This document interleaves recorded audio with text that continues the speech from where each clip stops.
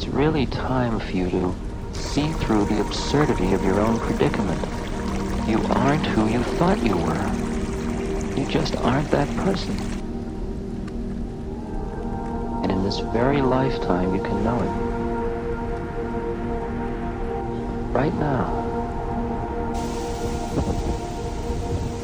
The real work you have to do is in the privacy of your own heart. All of the external forms are lovely, but the real work is your inner connection.